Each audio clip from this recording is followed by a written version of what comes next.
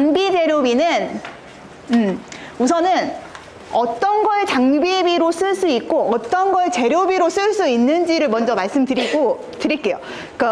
장비 관련 표준 지침에 보면은 장비의 정의가 있는데 장비의 정의가 거기에는 이렇게 돼 있더라. 100만 원 이상의 구축 비용이 들고 1년 이상의 내구성이 있는 비소비적 자산. 이렇게 써 있기는 하더라고요. 근데 제가 생각해도 그런 것 같아요. 장비라는 게 사실 100만 원은 넘잖아요. 1년 이상은 쓰실 거고 재료처럼 소비적 자산은 아니잖아요. 비소비적 자산이니까 약간 그런 게 장비비라고 생각을 하시면 될 것 같고, 장비비로 장비 구입가를 구입하시는 것까지는 명확하게 알고 있는데 장비비로 쓸 수 있는 또 다른 비용들이 있으세요. 장비를 사세요? 구입 설치비로 쓰세요. 설치 비용 드나요? 구입비와 별도로? 그럼 설치비도 장비비로 쓰세요. 근데 이제 너무 비싸니까 임차하시나요? 임차비도 장비비로 쓰실 수 있습니다. 근데 장비를 쓰다 보면 뭐 수리도 해야 되고 유지를 하셔야 될 거잖아요. 그런 것도 장비비로 쓰실 수 있으십니다. 그 다음에 재료는 약간 소비적 자산인 것 같아요. 약간 써서 없어지는 것 같은 느낌? 그래서 재료 구입비는 재료비로 쓰시면 되고, 재료 구입비로 쓸 수 있는 항목 중에 시제품 제작비, 요것도 재료비로 쓰실 수 있습니다. 내부적으로 시제품 제작 하시는 분들도 있고 외부 맡겨서 하시는 분들도 있는데, 시제품 설비를 하시거나 제작을 하시는 것도 재료비로 쓰실 수 있으십니다. 근데 이거를 보시면 장비비로 쓸 수 없는 거를 아시면 이게 장비비로 써도 되겠구나를 더 느낌이 오실 것 같아요. 여기 보면 장비비로 쓸 수 있는 항목과 장비비로 쓸 수 없는 항목을 기재를 해놨는데, 쓸 수 있는 항목을 보면 그냥 좋은 말 써놓은 것 같아서 잘 이해가 안 가요. 하지만 반대로 쓸 수 없는 항목을 보시면 아, 이건 안 되는구나 느낌이 오는데, 이런 거예요. 다목적 공간을 갖춘 일반 시설은 연구시설이 아니에요. 뭐 독서실, 강의실, 학생회관 이런 거는 연구시설이 아닙니다. 장비도 그냥 이 과제를 사용하는데 독립적으로 수행 가능한 장비는 장비비로 쓰시는데, 너무 법령적이세요. 막 이런 거 있죠. 컴퓨터, 노트북, 복사기 이런 거는 장비가 아니에요. 이 과제를 수행하는 진짜 장비만 장비로 쓰시고, 이런 거는 연구 활동비로 쓰셔야 됩니다. 질문이 있는데요. 만약 네. 컴퓨터인데 그 장비에만 쓰는 컴퓨터가 있잖아요. 그러면 장비의 정의를 더 들어가면 장비는 세 가지로 또 구성이 되어 있는데, 장비를 보면 그 표준 지침에 주장비, 보조장치, 보조부 하여튼 이게 세 개로 나눠서 장비를 하는데 막 장비에 카메라가 달려 있어요. 그러면 메인 장비는 아니지만 보조장치잖아요. 그럼 장비에 들어갑니다. 네. 연구시설 사용 기준에 들어가시면 우선은 장비는 제가 생각하기에 중요한 게 두 개예요. 첫 번째가 3천만 원. 3천만 원 미만의 장비는 일반 재료나 뭐 일반 연구비 쓰시는 것처럼 쓰셔도 되는데, 3천만 원 이상의 장비가 된다 하면 신경 써야 될 것들이 상당히 많습니다. 우선은 3천만 원 이상의 장비를 쓰시려면 아마 연구개발 계획서에 들어가 있다면 심의를 받으셨을 거예요. 그냥 본인이 3천만 원 이렇게 쓰실 수 없으세요. 과제 도입 심의단에서, 과제 평가단에서 심의를 받으셔야지 연구개발 3천만 원 이상 장비를 구입하실 수 있고, 그런 장비는 이미 계획서에 기재가 돼 있으실 건데, 만약에 계획서에 기재가 돼 있는데 심의를 안 받은 것 같다 하면 이제 안 돼요. 심의를 반드시 받으신 거 확인을 하셔야 됩니다. 그럼 이제 3천만 원 이상의 장비인데 심의를 받으셨다고 하면은 이제 구입이 가능하신데, 장비라는 게 그렇잖아요. 내가 원래 살려는 건데, 첫 번째, 원래 계획에 반영됐는데 반영되지 아니한 건데 살려는 경우가 있을 수 있고, 없었는데 3천만 원 이상 넘는 걸 살려는 경우가 있을 수 있고, 두 번째는 반영을 했는데 변경해서 살려는 경우가 있을 수 있고, 세 번째는 반영했는데 안 살려는 경우 세 가지가 있을 수 있어요. 첫 번째, 아예 안 잡아놨는데 사려는 경우. 두 번째, 잡아놨는데 변경하라는 경우. 세 번째, 잡아놨는데 안 사려는 경우. 세 가지 다 승인사항입니다. 이해되시죠? 첫 번째, 이거는 잘 아세요. 안 잡아놓은 걸 3천만 원 이상 장비를 쓸 때는 잡아야 된다는 생각도 있고 승인이라는 여기까지는 다 아세요. 두 번째, 변경하는 경우에 요거를 승인을 안 받으시는 경우가 있으세요. 근데 여기서 약간 버퍼를 뒀어요. 장비라는 게 사실 4천만 원짜리 살려고 계획서를 했는데 살려고 보니까 4,100이 될 수도 있고 그 시점에 4,200이 될 수도 있잖아요. 그러면 여기 원래 계획과 다르게 20% 이내로 증감, 위아래 다 됩니다. 되는 경우는 이때는 승인은 받지 않으셔도 되는데 통보는 해주시는 게 좋을 것 같아요. 네. 지난번에 제가 현장 실서를 갔는데 장비비 예산을 하나도 안 쓰시고 계신 회사가 있으셔서 물어봤더니 그 회사는 규정을 잘 알고 있더라고요. 원래 A라는 장비 사려고 했는데 그게 너무 이제는 아웃데이티드 된 거라서 B라는 장비로 다시 사려니까 다시 승인 받으려고 기다리고 있어요. 그게 두 번째 경우예요. 원래 계획에 반영됐는데 변경해서 다른 거 사실 때 그럴 때는 다시 승인 받으셔야 되고, 세 번째는 요거를 또 간과하세요. 잡아놨는데 안 사요. 그래도 승인을 받아야 돼요. 이게 어떤 말이냐면 우리가 장비비라는 많은 돈을 준 거는 요 장비 사라고 연구비 드린 거예요.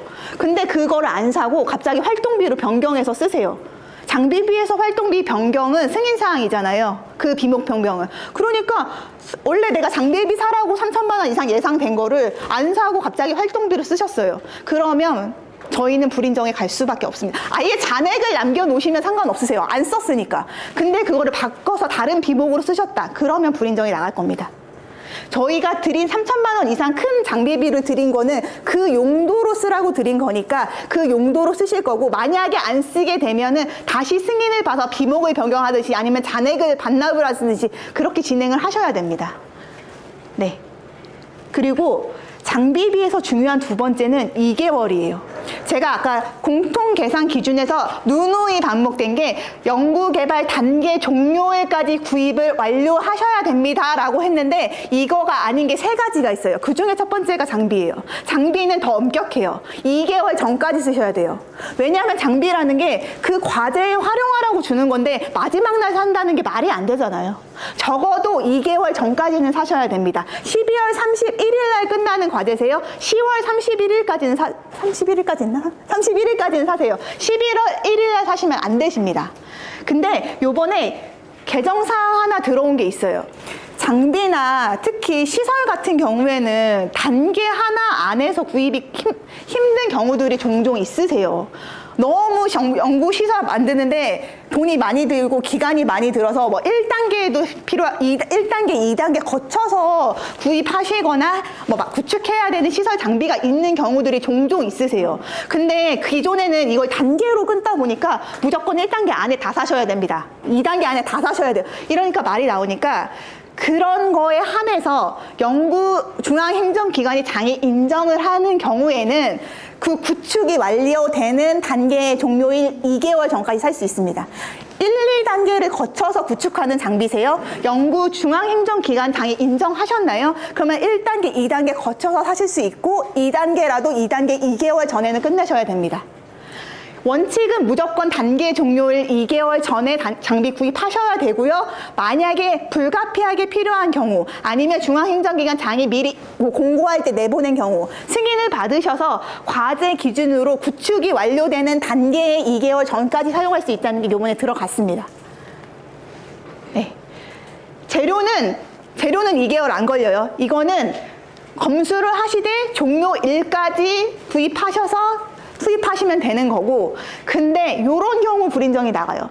12월 20일에 갑자기 재료를 정말 많이 샀어요. 이거를 정말 그 과제에 사용될지 의문스러워요. 재료라는 게 사실 요 연구에만 쓰이는 게 아닐 수 있잖아요. 뭐 A라는 연구에도 쓰일 수 있고 원래 하시는 사업에도 쓰일 수 있고, 그러면은 막 12월 31일 날 이제 재료비 남았대. 어떻게 털어야지 이러고서 갑자기 12월 20일부터 막 재료를 사는 기관들이 있으세요. 기본적으로 직접비는 연구활동에 투입된 비용을 쓰는 게 연구비입니다. 그래서 이걸 사놓고 안 쓰셨다면 원래는 불인정이에요. 사실 저희가 알기는 쉽지 않죠. 그래서 예전에는 이런 전문기관도 있으셨어요. 12월 달에 사는 재료 중에 300만 원 이상 재료는 아예 수불부 다 받아서 실제 투입되는 것까지 확인해 주세요 라고 했던 전문 기관도 있으셨어요. 지금 카이아가 그런다는 게 아니라 그 정도로 연말에 저희가 만연하게 사는 거 알고 있는데 그렇게 하시면 원래는 안 되는 거니까 안 하셨으면 좋겠습니다. 네. 그리고 요번에 현물이 조금 개정사항이 있는데 원래 하셨던 건데 법에 안 써 있다 보니까 약간 불명확했던 거가 들어간 게 있는데 현물이 뭐냐? 현물은 자체 재원으로 구입한 게 현물이에요. 무슨 말이냐면 저희가 현물로 등록할 수 있는 게 원래 인건비 제일 많이 등록하시고요. 장비비 현물 등록하시고 재료비 도입하시고 기술 도입비 올해 소프트웨어 활용비 이번에 기준 계산서 5개 등록하실 수 있거든요. 근데 그럼 현물이 뭐냐라고 했을 때 자체 재원으로 산 게 현물이에요. 다른 연구 과제에서 산 장비를 요 과제에 현물로 등록하시면 안 된다는 말씀입니다. 회사 돈으로 산 장비를 현물로 등록하시라는 거지 재료로 현물로 등록하시라는 거지 다른 연구 그 비를 받아서 산 거를 등록을 하시면 안 됩니다. 이해되셨죠? 그리고 장비는 여기 여러 개의 연구 과제에서 현물로 계산할 경우 그 금액의 합이 구입가를 초과하여서는 안 됨. 이게 어떤 말이냐면 그리고 그 위에 이게 있어요. 구입가의 20% 이내에서 현물로 계상함. 이 두 개를 같이 묶어서 생각을 하셔야 되는데 이런 거예요. A라는 장비를 자체 재원으로 샀어요. 100이라는 장비예요. 그러면 3년 진행하시는 과제세요. 매해 20%씩 잡으실 수 있으세요. 무슨 말인지 알았죠? 3년 동안 20%, 1년차, 2년차, 3년차 60% 잡을 수 있는데 1년 동안 잡을 수 있는 한도는 20%인데 만약에 그 장비가 A라는 과제에도 쓰이고 B라는 과제에도 쓰여요. 그러면 여기도 20% 계속 잡을 수 있는데 그거를 합쳤을 때 100이 넘으면 안 돼요. 연차별로 20% 잡을 수 있습니다. 과제별로 20% 잡을 수 있습니다. 하지만 그 현물로 잡은 값의 합의 구입가를 초과를 하시면 안 됩니다. 예. 재료도 마찬가지입니다. 이것도 개정사항인데요. 원래도 자체 재원이 현물이었는데 명시적으로 이젠 사용 기준에 들어갔어요. 현물이라고 하는 거는 영리기관 자체 재원으로 산 거를 현물이라고 한다. 그리고 재료의 경우에는 가끔씩 해외에서 구입하시는 기관들도 있으세요. 그럴 때는 추가로 입증 서류를 하나 더 내셔야 되는데 해외 통관 수입신고 필증을 내셔야지 저희가 인정을 해드리고 만약에 수입신고 필증이 없는 재료라고 하시면 여기 운송 확인증을 저희한테 내주셔야 됩니다. 웬만하면 수입신고 필증 있으실 거예요. 네. 이제 제가 장비나 재료 구매 프로세스를 조금 설명을 드리면서 어떤 게 필수 증빙인지를 한 명 설명을 해드릴게요. 증빙을 가지고 저희랑 수행기관이 너무 많이 다툼이 있어요. 아, 이것까지 드려야 돼요? 아니, 요것만 봐도 다 알 수 있잖아요. 아니, 뭐 이것까지 너무 과하신 거 아니에요? 그래서 저희가 적어도 이거는 필수 증빙이라고 생각하는 것들, 그러니까 혁신법 매뉴얼. 근데 저희 사용 기준에 보면은 필수 증빙은 저희가 받을 수 있고 저희가 필요해서 더 필요하면 더 받을 수 있다고 사용 기준에 돼 있어서 달라고 하면 주셔야 될 의무는 있는 건 저희도 알고 있는데 기본적으로 필수 증빙은 제가 먼저 말씀을 드릴게요. 저희가 뭔가를 살려고 하면 우선 내부 품위 받으실 거예요. 이렇게 기한을 올리시겠죠. 어떤 과제에 투입하려고 재료를 삽니다. 근데 이 내부 품위를 받을 때 제일 중요한 게 과제 관련성을 기재해 주셔야 돼요. 저희가 재료를 사는 건 좋아요. 근데 이 재료가 저희는 이 과제에 투입되는지 알 수가 없어요. 적어도 품위서에 과제 번호에 왜 과제 번호 정도는 기입을 해주시고 이 과제에 사용하기 위해 산다는 과제 관련성을 기재를 해주세요. 아무런 것도 없이 갑자기 재료 산다고 하면 저희는 그 재료가 이 과제에 쓰는 건지 다른 과제에 쓰는 건지 알 수가 없으니까 품위서를 작성하실 때 과제 관련성을 쓰실 때는 과제 번호를 반드시 기입을 해주셨으면 좋겠어요. 이제 품위를 올리고 이제 계약을 진행을 하면 발주를 넣기도 하고 계약을 하기도 하고 계약서 이런 거는 사실 필수 서류는 아닌데 있으시면 올려주시면 정말 삭도나라는 저희가 확신을 받을 수는 있을 것 같아요. 이제 발주해서 이제 물품이 들어올 거잖아요. 물품 들어오면 그 물건 가져오는 사람이 보통 거래 명세서 같이 들고 와요.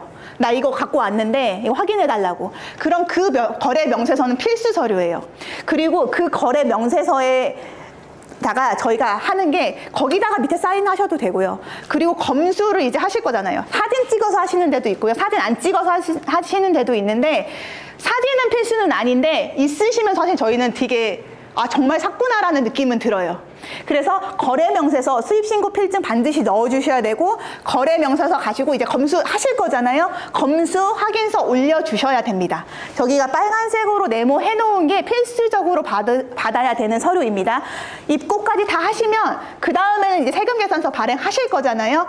아니면 카드로 썼으면 카드 매출 점포 발행하실 거잖아요. 두 개는 필수 서류고 만약에 이지바로에서 세금 계산서 끌고 올 수 있으시잖아요. 그러면 따로 안 주셔도 돼요. 세금 계산서 저희가 보이거든요. 끌고 왔으면. 끌고 오는 게 원칙이에요. 그리고 카드로 써서 등록하실 때 카드 끌고 와서 등록했으시면 카드 매출 전표 따로 안 주셔도 되는데 만약에 그렇게 안 하셨다. 안 하시는 것도 사실 문제가 될 수 있는데 안 하셨으면 따로 카드 매출 전표나 세금 계산서 올려주셔야 됩니다. 네. 여기까지는 빨간색은 없으면 저희가 불인정까지 갈 수 있는 사항이라서 특히 올려주시고 검수하실 때는 무조건 날짜 반드시 기재를 해주시기 바랍니다. 제가 여기 증명자료에 필수 서류 한번 다시 넣어드렸는데요. 노란색이 중요한 거예요. 아까 말했죠. 구매 의뢰서에 반드시 연구 과제와의 관련성을 기재를 해주셔야지 저희가 이 과제를 왜 샀는지 알 수가 있어요. 그리고 검수 완료 확인서를 작성을 해야지 저희가 이게 12월 31일 이전에 들어온 건지 아니면 1월 달에 들어와서 불인정을 해야 되는 건지 알 수가 있습니다. 그리고 3,000만 원 이상 장비는 아마 승인을 받으셨을 텐데 승인 받은 공문 주셔도 되고요. 계획서에 웬만큼 있으시면 저희가 승인 받았다는 거 알고 있으니까 계획서만 주셔도 상관은 없고 만약에 계획서에 잡혀있지 않는 장비를 추후에 승인을 받으셔서 잡으셨으면 반드시 승인 문서는 주셔야 됩니다. 네. 그리고 시작품은 외부 제작을 의뢰한 경우에는 견적서, 품위서 이런 거 있으실 거예요. 그것도 같이 주시면 좋겠고 그 다음에 나오는 말이 그럼 여기 써있는 6종 반드시 있어야지 인정이고 하나라도 빠져 있으면 불인정인가요? 라고 저희한테 가끔 물어보세요. 불인정은 아니에요. 저희가 봤을 때 정말로 산 거 같은데 거기서 거래 명세서 안 줄 수도 있잖아요. 달라고 아무리 해도. 그렇다고 저희가 불인정은 하지 않는데 이제부터 그 의심이저가 시작이 되죠. 아 정말 샀나? 아 장비 대장 달라고 해야 되나? 재고 수불부 달라고 해야 되나? 내주셨으면 좋겠고 이게 하나라도 없다고 불인정은 아니지만 불인정을 하려면 할 수는 있을 것 같아요.